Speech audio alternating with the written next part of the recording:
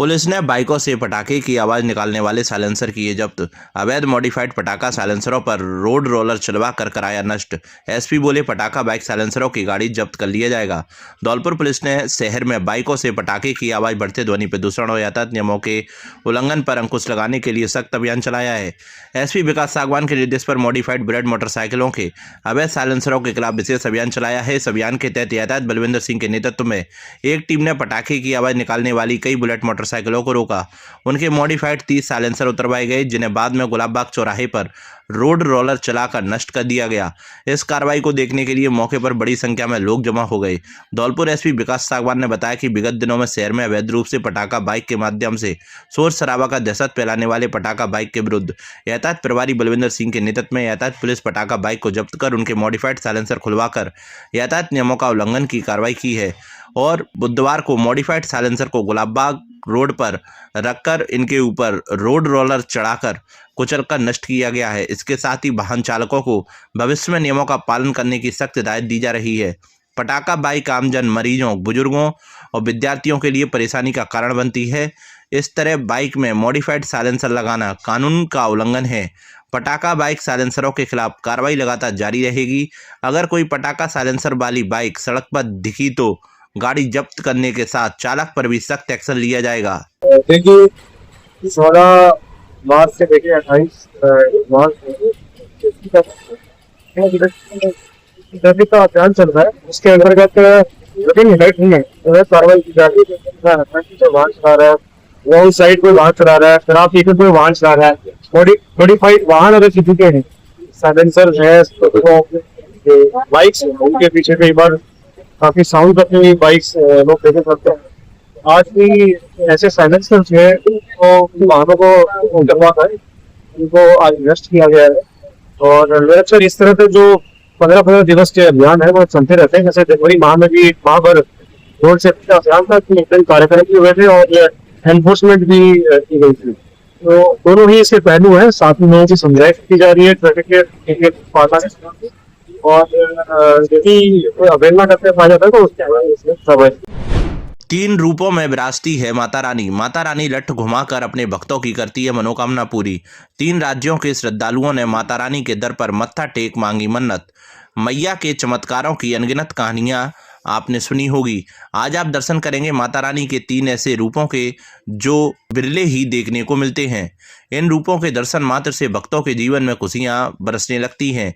ऐसे में आप उनकी आराधना कर ले तो किस्मत बदलते, इच्छाएं पूरी होते देर नहीं लगती। जहां एक कच्चा नारियल और नेजा चढ़ाने से मिल जाता है माता रानी का आशीर्वाद। नवरात्र और शनिवार को माता रानी के दर पर मेला लगता है। धौलपुर जिला मुख्यालय से करीब 32 किलोमीटर दूर पार्वती नदी के पास गड़ी बिंतीपुरा गांव में भव्य प्राचीन माता रानी का मंदिर है, जो लाठ वाली माता के नाम से प्रसिद्ध है। यहाँ करीब 500 वर्ष पहले कुछ भी नहीं था और आसपास के ग्रामीण दर्शन और पूजा अर्चना कर भजन कीर्तन किया करते थे। जनश्रुति के अनुसार यह मंदिर करीब 500 वर्ष से भी अधिक पुराना है। उस समय माता रानी की मूर्ति पीलू के पेड़ के नीचे पत्थर के चौक से बने छोटे से मंदिर में थी। इन माता रानी के 2 रूप, लाठ या लठ रूप में और दूसरा रूप माता रानी का खड़े रूप में है। दोनों तरफ लाठ, लठ और बीच में माता रानी विराजी हुई हैं और भक्तगण तीनों रूपों की पूजा अर्चना करते हैं, जिस कारण इनका नाम लाठ वाली माता के रूप में प्रसिद्ध हो गया। इस स्थान पर माता रानी की शरण में कोई भी भक्त सच्चे मन से बस दर्शन ही कर ले तो लाठ वाली माताएं इच्छा पूरी करने में देर नहीं लगाती हैं। लाठ वाली माता ऐसा लठ घुमाती हैं कि अपने भक्तों की मनोकामना पूरी करने में देर नहीं लगती है। साथ ही दुष्टों का संहार करती हैं। चैत्र नवरात्र और अन्य नवरात्रों में लाठ वाली माता का लक्खी मेला लगता है। माता रानी के दर्शनों के लिए राजस्थान सहित पड़ोसी राज्य उत्तर प्रदेश और मध्य प्रदेश से लाखों श्रद्धालु पहुंचते हैं और मंदिर परिसर में श्रद्धालुओं की लंबी कतारें देखने को मिलती हैं। साथ ही हर शनिवार को माता रानी के दर पर मेला लगता है। श्रद्धालु माता रानी के दरबार में घंटा, कच्चा नारियल, नेजा, प्रसादी चढ़ाकर खुशहाली की मनौतियां मांगते हैं। भक्तों का विश्वास है कि यहाँ सच्चे मन से मांगी गई हर मुराद पूरी होती है। यही कारण है कि तीनों राज्यों की सीमा पर बसे इस क्षेत्र में भक्तों की भारी भीड़ जुटी रहती है। लाठ वाली माता के दर पर प्रत्येक शनिवार को धौलपुर जिले के ही नहीं, उत्तर प्रदेश, मध्य प्रदेश के हजारों की संख्या में श्रद्धालु आकर माता की आराधना कर इच्छाएं पूरी करते हैं। इच्छाएं पूरी होने पर माता रानी के दरबार में श्रद्धालु घंटा, नेजा, सिंदूर एवं कन्याओं को जमाते हैं। मान्यता है कि कोई भी अपराधी इनके दान को खाता है या कोई वस्तु या चीज ले जाता है या अपराध करता है तो उसको माता सजा देती है। माता रानी के रूप अनेक हैं। अलग रूपों में माता अपने भक्तों का कल्याण करती है। धौलपुर में विराजी माँ लाठ वाली के आशीर्वाद से जहां लाखों लोग अपनी मनोकामना पूरी करवा चुके हैं, तो वहीं आज भी लाखों श्रद्धालु मनौती मांगने के लिए कतार में लगने को तैयार हैं। ये पार्वती नदी के पास में स्थित है, लाठ वाली माता नाम है इनका। ये बहुत ही पहुंच है इनकी, यहाँ पे दूर दूर से श्रद्धालु आते हैं यहाँ पे मिलने के लिए। इनकी इतनी महिमा है कि यहाँ पे जो भी कुछ मन्नत मांगते हैं वो पूर्ण हो जाती है। इसलिए हम लोग भी धौलपुर से ही आए हुए हैं और इनकी इतनी कृपा है कि अपनी लाठ वाली माता इनका नाम है, अपनी लाठ घुमाती है ना, तो इनकी दूर दूर तक इतनी श्रद्धा हो जाती है कि भक्त दूर दूर से पैदल यात्रा आती है, वैसे दंडवत यात्रा करते हुए भी आते हैं। मैं भी धौलपुर से ही इसलिए आई हूँ भाई, मेरा भी बहुत बड़ी कृपा हुई है इनकी। हमारी साइड में बहुत मान्यता मानी जाती है माता की, क्योंकि मेरे जो परिवार वाले हैं और भी आसपास के हैं वो कई बार यहाँ आ भी चुके हैं, तो मेरा भी मन हुआ कि मैं भी एक बार दर्शन करके आती हूँ। लेकिन ये जो माता रानी है इनके बारे में काफी सुना था। विंध्यपुरा में पड़ती है और यहाँ एक पार्वती नदी है, इसके किनारे का मंदिर है। यहाँ का जो ये मंदिर है माता का वो बहुत ही प्रसिद्ध है। यहाँ मेला भी बढ़ता है माता का और काफी प्रसिद्ध माता है, सबकी मनोकामनाएं पूर्ण करती हैं। तो मुझे लगा कि शायद मेरी भी पूरी हो जाए, इसलिए मैं आई। लाठ वाली का विशाल मेला भरता है यहाँ पे, जो पार्वती नदी के किनारे बहुत ही भव्य मंदिर है। माँ राजेश्वरी लाठ वाली माता सबकी मनोकामनाएं पूर्ण करती है। ये चैत्र नवरात्रा में इनका मेला भरता है और सभी श्रद्धालुओं का जो भी मनोकामना पूरी अपनी मनोकामना लेकर आते हैं माता के मंदिर में, सबकी मनोकामनाएं पूरी करती है। माँ लाठ वाली ऐसा लठ घुमाती है कि जो भी संकट है वो सबको दूर करती है। माँ लाठ वाली सबकी मनोकामनाओं को पूर्ण करते हुए माँ लाठ वाली विशेष महिमा ये है कि यहाँ पुराने समय से परंपरा रही है, यानी पूर्व में बताते रहे हैं कि यहाँ जो लाठ वाली माता है, यहाँ एक पिलुआ का पेड़ हुआ करता था।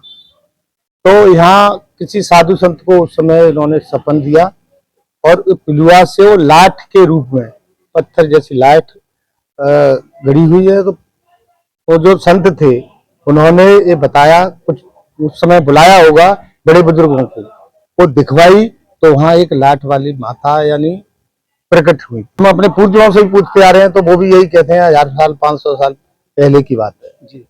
तो ये परंपराएं यहाँ चलती है।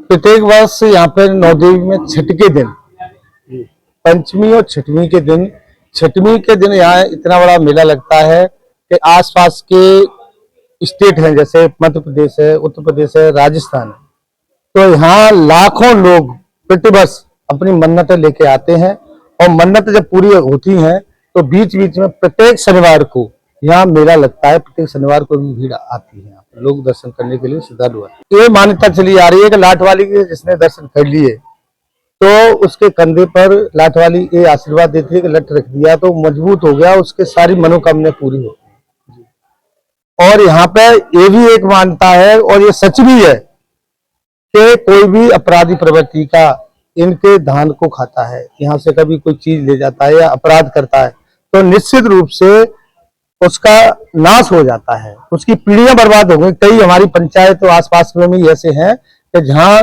अपराध करने की कोशिश की है तो उनकी पीढ़ियां बर्बाद हो गई, उनकी धन संपत्ति सारी खत्म हो गई। मैं तो एक प्राणी मात्र हूँ, लाठ वाली का मैं गुणगान नहीं कर सकता हूँ।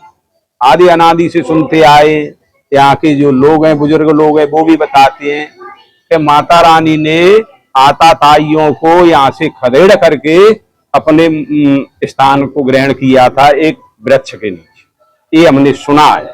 लाठ वाली माता का नाम इसलिए लाठ वाली पड़ा क्योंकि जैसे पुराने अस्त्र होते थे और उन पे नहीं था तो उन पे पत्थर की लाठ थी जी, वो आज भी मौजूद है, उसको घुमाती थी आताताइयों के वध करने के लिए। ये मैंने सुना है। चारों नवरात्रा में भीड़ होती है, हर शनिवार को भव्य मेला भरता है। हास्य कलाकारों ने श्रोताओं को खूब गुदगुदाया। नवदुर्गा महोत्सव कार्यक्रमों के तहत आयोजित हुआ लाफ्टर शो धौलपुर जिले के बाड़ी में राजराजेश्वरी मेले के दौरान नगर पालिका द्वारा आयोजित नवदुर्गा महोत्सव में मंगलवार रात लाफ्टर शो का आयोजन किया गया। इस कार्यक्रम में जूनियर मशहू गुलाटी, विजय परिहार, अंकित और मिमिक्री आर्टिस्ट राज सोनी सहित अन्य कलाकारों ने अपनी प्रस्तुतियां दी। दर्शकों ने देर रात तक चले इस कार्यक्रम का खूब आनंद लिया। आगरा से आए स्टोन रॉक डांस ग्रुप ने भी अपनी शानदार प्रस्तुति से दर्शकों का मनोरंजन किया। कार्यक्रम के दौरान मंच पर उपस्थित अतिथियों का नगर पालिका प्रशासन द्वारा सम्मान किया गया। मेला आयोजकों नगर पालिका अधिकारी उत्तम चंद बंसल ने बताया कि नवदुर्गा महोत्सव का आयोजन हर वर्ष मेले में आने वाले और शहरवासियों के लिए किया जाता है। उन्होंने जानकारी दी कि चैत्र नवदुर्गा के अवसर पर 21 मार्च से मेला रंगमंच पर विभिन्न कार्यक्रमों का आयोजन किया जा रहा है, जिसका समापन 28 मार्च को अखिल भारतीय कवि सम्मेलन के साथ होगा। मेला मंच का संचालन कर रहे समाजसेवी बाबूलाल कुलश्रेष्ठ ने बताया कि मंगलवार रात आयोजित लाफ्टर शो के दौरान भाजपा की नगर अध्यक्ष वंदना शिवरे, नाजिया खान, नितिन शर्मा, सतीश प्रजापति, रामकुमार कुशवाहा, धनंजय शर्मा, श्रीनिवास मित्तल, सुनील बंसल, नरेश यादव, सुभाष तोमर, सिप्रा गर्ग, अनीता सिंगल और चतुर्भुज सहित कई गणमान्य व्यक्तियों का नगरपालिका के अधिशासी अधिकारी उत्तम चंद बंसल और नगरपालिका प्रशासन द्वारा स्वागत एवं सम्मान किया गया। अपराधियों को दिलाई अपराध से दूर रहने की शपथ। धौलपुर जिले के सरमुत्रा थाना प्रभारी हरेंद्र सिंह ने एरिया डोमिनेशन के तहत कार्रवाई करते हुए 1.5 दर्जन से अधिक वांछित आरोपियों को गिरफ्तार किया है, जिनमें थाने के हार्डकोर सहित विभिन्न मामलों में वांछित करीब 1.5 दर्जन आरोपियों को गिरफ्तार किया गया, जिसके बाद उनके रिकॉर्ड खंगाले गए और जांच पड़ताल की गई। थाना प्रभारी ने एक पहल करते हुए सभी आरोपियों को लाइन में खड़ा कराया, जिसके बाद उन्हें अपराध से तौबा कर समाज की मुख्य धारा से जुड़ देश का सुयोग्य नागरिक बनने की शपथ दिलाई। थाना प्रभारी हरेंद्र सिंह ने कहा कि समाज की मुख्य धारा से जुड़कर समाज की सेवा करना हर एक नागरिक का कर्तव्य है, इसलिए समाज से जुड़कर अपने परिवार की देखभाल करें और अपराध से दूर रहें। पेंशनर्स ने मनाया काला दिवस, किया विरोध प्रदर्शन, जिला कलेक्ट्रेट तक निकाला पैदल मार्च। वित्त मंत्रालय द्वारा पेंशनर्स के खिलाफ जारी अधिसूचना के विरोध में बुधवार को राजस्थान पेंशनर समाज ने काला दिवस मनाया। इस दौरान धौलपुर शहर के गांधी पार्क में पेंशनर्स की बैठक आयोजित की गई, जिसमें बड़ी संख्या में पेंशन भोगियों ने भाग लिया। बैठक के बाद सभी पेंशनर्स ने काली पट्टी बांधकर गांधी पार्क से कलेक्ट्रेट तक पैदल मार्च निकाला। मार्च के दौरान पेंशनर्स ने सरकार के खिलाफ नाराजगी जताते हुए जोरदार नारेबाजी की। जिला कलेक्ट्रेट पहुंचकर पेंशनर्स ने विरोध प्रदर्शन किया। जिलाध्यक्ष विषम दयाल शर्मा के नेतृत्व में प्रधानमंत्री के नाम एसडीएम करमवीर सिंह को ज्ञापन सौंपा गया। ज्ञापन में मांग की गई है कि वित्त मंत्रालय द्वारा 29 मार्च 2025 को जारी अधिसूचना को तत्काल प्रभाव से वापस लिया जाए। पेंशनर्स का कहना है कि इस अधिनियम से पुराने पेंशन भोगियों के साथ भेदभाव होगा और उन्हें वेतन आयोग की सिफारिशों का पूरा लाभ नहीं मिल पाएगा। इससे उनकी आर्थिक स्थिति पर प्रतिकूल असर पड़ेगा। उन्होंने चेतावनी दी कि यदि सरकार ने उनकी मांगों पर जल्द सकारात्मक निर्णय नहीं लिया तो आंदोलन को और तेज किया जाएगा। 25 मार्च 2025 केंद्र सरकार ने लोकसभा राज्यसभा से एक विधेयक पास किया है, जिसको नाम वित्त विधेयक दिया। उसमें उन्होंने 1972 से पेंशन संबंधी जो नियम थे उनमें परिवर्तन करने का अधिकार प्राप्त कर लिया है। सबसे बड़ा दुर्भाग्य यह है कि उनके खिलाफ पेंशनर्स अब अदालत में नहीं जा सकते हैं, ये भी उसमें व्यवस्था कर ली है। उसके तहत वो कुछ भी परिवर्तन कर सकते हैं। 8वें वेतन आयोग का जो गठन किया गया है उसमें पेंशनर्स को विचारार्थ स्वीकार नहीं किया गया है। इसलिए शंका यह है कि पेंशन को कोई भी लाभ नहीं मिलेगा। आगे चलकर पेंशन फिक्स की जा सकती है, डीए बंद हो सकता है और कर्मचारियों को भी कोई लाभ मिलने वाला नहीं है। इसलिए अभी पेंशनर हैं, आगे चलकर आंदोलन में राजस्थान के ही नहीं पूरे देश के कर्मचारी भी सम्मिलित होंगे। करोड़ों लोग इस केंद्र सरकार के खिलाफ आंदोलन में खड़े होंगे और केंद्र सरकार का काला कानून वापस लेना पड़ेगा। यही हमारी आज की मांग है। आज हमने विरोध दिवस मनाया है, काला दिवस मनाया है, क्योंकि 25 मार्च है। काली पट्टियां लोगों ने बांधी है, ये काली पट्टियां सबके हाथों में है और विरोध दिवस मनाया और ज्ञापन दिया प्रधानमंत्री के नाम और यही मांग की है काले कानून को वापस लें और सबको समानता के अधिकार पर अधिकार प्रदान करें। बाड़ी में 27 मार्च को निकलेगी प्रभु श्री राम की शोभा यात्रा। धौलपुर जिले के बाड़ी शहर में 27 मार्च शुक्रवार को भगवान राम के जन्मोत्सव पर एक भव्य शोभा यात्रा का आयोजन किया जाएगा।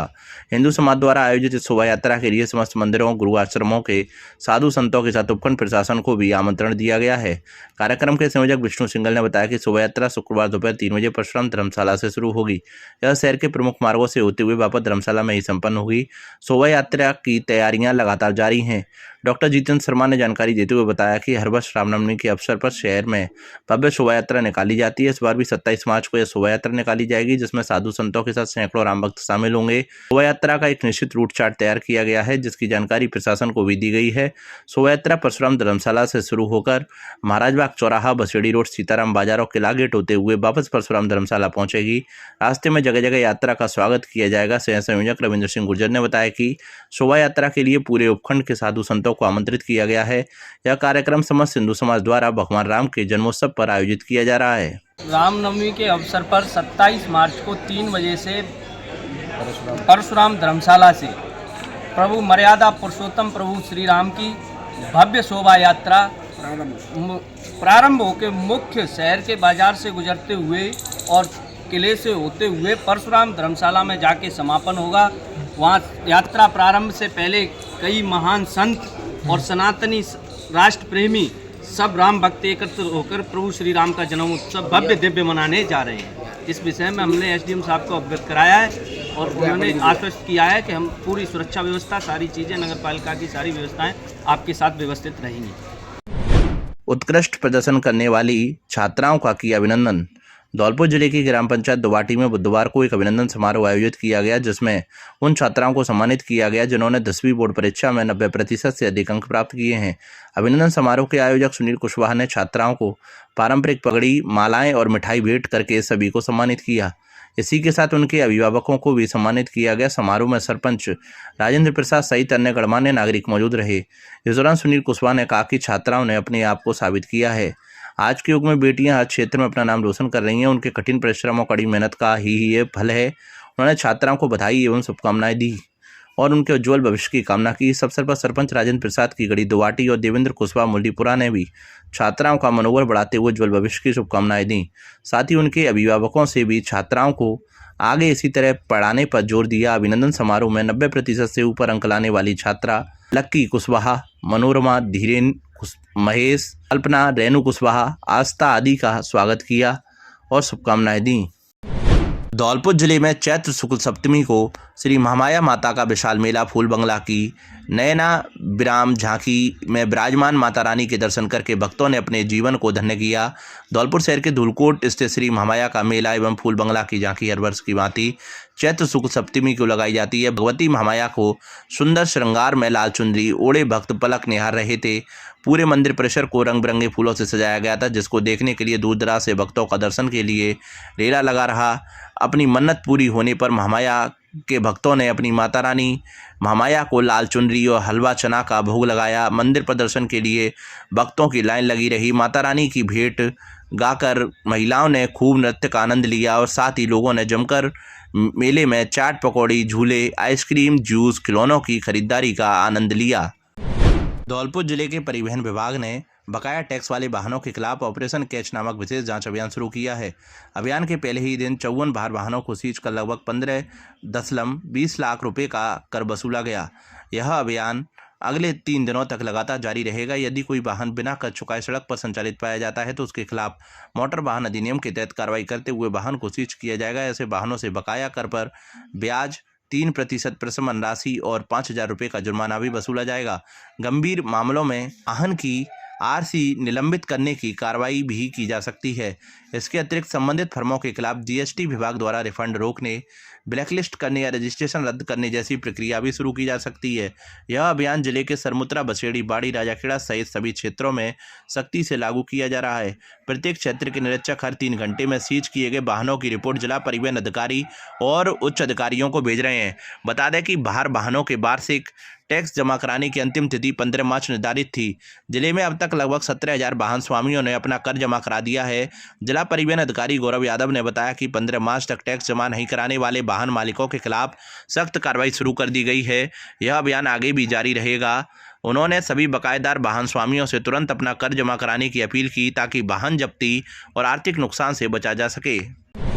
बकाया वसूली अभियान में 5 ट्रांसफार्मर उतारे, 20 कनेक्शन किए डिस्कनेक्ट। धौलपुर जिले के सैपू उपखंड क्षेत्र में बुधवार को बिजली विभाग द्वारा बकाया वसूली को लेकर सख्त कार्रवाई की गई। अधिशासी अभियंता गोविंद सिंह के निर्देशानुसार तथा सहायक अभियंता सैपू पुष्पेंद्र चौधरी के नेतृत्व में विभागीय टीम ने खड़गपुर, भदियाना, भागना, नरसिंहगढ़ और राजपुर गांव में अभियान चलाया। कार्रवाई के दौरान करीब 20 लाख रुपए की बकाया राशि वाले 5 ट्रांसफार्मर उतार लिए गए। इनमें लगभग 15 लाख रुपए की नियमित बकाया राशि तथा करीब 5 लाख रुपए की पीडीसी कनेक्शन की राशि शामिल थी।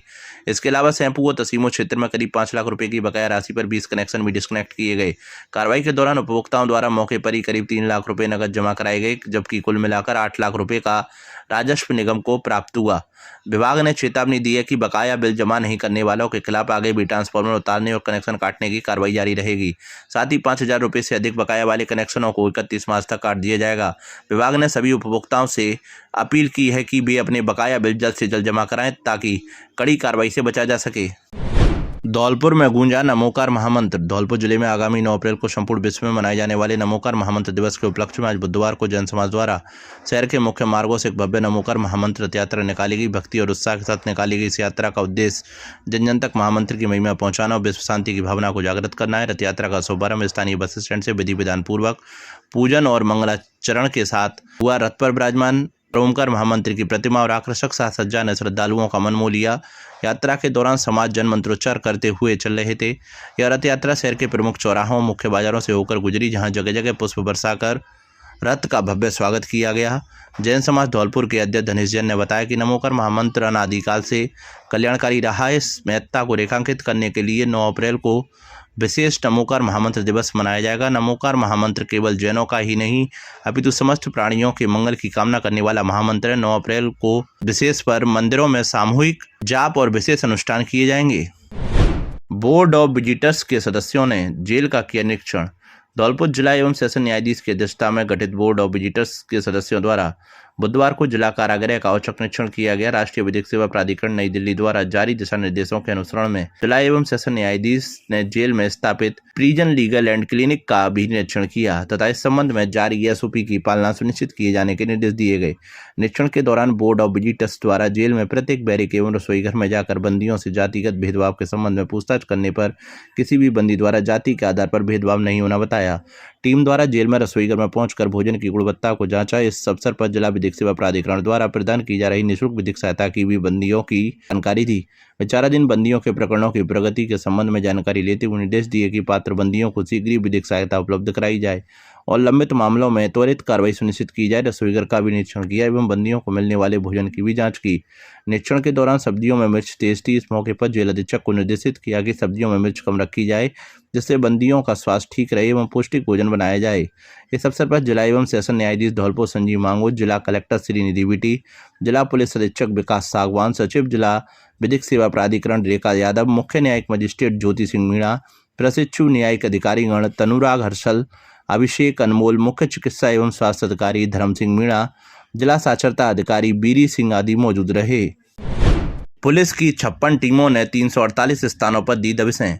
धौलपुर पुलिस अधीक्षक विकास सागवान के नेतृत्व में धौलपुर जिले में बुधवार अल सुबह से लेकर दोपहर तक एरिया डोमिनेशन की कार्रवाई की गई, जहां अवैध शराब, मादक पदार्थों व अवांछित गतिविधियों की रोकथाम, अपराधियों की धरपकड़, स्ट्रीट शीटर व हार्डकोर अपराधियों की गतिविधियों को चेक करने के लिए धौलपुर पुलिस द्वारा विशेष अभियान चलाया गया। एसपी सागवान ने बताया कि इस अभियान में करीब 202 पुलिस अधिकारियों और जवानों की 56 टीमों ने कार्रवाई में भाग लेकर 348 स्थानों पर दबिश देकर 138 व्यक्तियों को गिरफ्तार करने की कार्रवाई की गई। एसपी ने बताया कि अभियान में 4 सामान्य प्रकरणों में वांछित, 7 जघन्य प्रकरणों में वांछित, 5 गिरफ्तारी वारंटियों को 21, अवैध शराब के साथ इनामी बदमाश व इंसदादी कार्रवाई में 101 व्यक्तियों को 170 बीएनएस में गिरफ्तार करने में सफलता हासिल की है। एसपी विकास सागवान के निर्देशन में सभी थानों की पुलिस टीमों द्वारा औचक रूप से हार्डकोर व स्ट्रीट शीटरों के ठिकानों पर दबिशें देकर उनकी गतिविधियों को चेक किया गया। इस दौरान उनके मोबाइल फोन आदि को भी गहनता से चेक किया गया। पुलिस अधीक्षक ने बताया कि अभियान के दौरान अवैध शराब के अवैध कारोबार से जुड़े अभ्यस्त व्यक्तियों एवं हार्डकोर व स्ट्रीट शीटरों के ठिकानों पर भी पुलिस टीमों द्वारा दबिश देकर उनकी गतिविधियों को चेक किया गया। राजस्थान प्रदेश महिला कांग्रेस कमेटी की प्रदेश अध्यक्ष सारिका सिंह के नेतृत्व में राजस्थान प्रदेश कांग्रेस कार्यालय में जिला अध्यक्षों एवं प्रदेश पदाधिकारियों की नियुक्ति के पश्चात पहली महत्वपूर्ण बैठक आयोजित की गई। बैठक में सभी जिला अध्यक्षों एवं प्रदेश पदाधिकारियों ने उत्साहपूर्वक भाग लेते हुए संगठन को मजबूत बनाने हेतु अपने विचार एवं सुझाव साझा किए। बैठक के उपरांत बढ़ती महंगाई, विशेष रूप से रसोई गैस के लगातार बढ़ते दामों के विरोध में प्रदेश कांग्रेस कार्यालय के बाहर जोरदार धरना प्रदर्शन किया गया। इस दौरान केंद्र सरकार के खिलाफ जमकर नारेबाजी करते हुए आम जनता की समस्याओं को मजबूती से उठाया गया। यह विरोध प्रदर्शन अध्यक्ष सारिका सिंह के नेतृत्व में संपन्न हुआ, जिसमें सभी पदाधिकारियों ने बढ़ चढ़कर भाग लिया। इस अवसर पर प्रदेश उपाध्यक्ष लीना शर्मा ने भी अपनी सक्रिय भागीदारी निभाते हुए जनहित के इस आंदोलन में महत्वपूर्ण योगदान दिया। जनता की आवाज उठाना ही हमारा कर्तव्य है और कांग्रेस हमेशा जनता के साथ खड़ी रहेगी। मैं लीना शर्मा, प्रदेश उपाध्यक्ष महिला कांग्रेस राजस्थान। अखिल भारतीय महिला कांग्रेस कमेटी की राष्ट्रीय अध्यक्ष अलका लांबा जी के निर्देशानुसार आज राजस्थान प्रदेश अध्यक्ष सारिका सिंह जी के नेतृत्व में सभी जिले की जिला अध्यक्षों एवं प्रदेश पदाधिकारियों ने पीसीसी में एकत्रित होकर पीसीसी के बाहर रसोई गैस के बढ़े हुए दामों को लेकर धरना प्रदर्शन किया है। पहले ही महंगाई इतनी चरम सीमा पर थी, ऊपर से मोदी जी ने केंद्र सरकार ने एलपीजी गैस पर जो दाम बढ़ाए हैं उसका आज हमने विरोध प्रदर्शन किया है कि जिससे महिलाओं के रसोई का बजट पूरी तरह से बिगड़ गया है और आने वाले समय में भी रसोई गैस की किल्लत होने वाली है, जिसके लिए मोदी जी कल सदन में भी बोल चुके हैं कि हमें, जैसे हम कोरोना के संकट में एकजुट होकर लड़े थे, आगामी दिनों में कोरोना जैसा काल भी आ सकता है, तो इसका मतलब कहीं ना कहीं पूरी तरह से ये होने वाला है। तो उसी को लेकर हमने आज विरोध प्रदर्शन दिया है और सभी जिला अध्यक्षों की प्रभारियों की आज मैडम ने अपनी राजस्थान प्रदेश अध्यक्ष सारिका सिंह जी ने पहली मीटिंग ली है। जिलाध्यक्षों एवं प्रदेश पदाधिकारी जो हैं जिनको अभी नए नए प्रभार दिए गए हैं उनकी भी यहाँ पे मीटिंग हुई है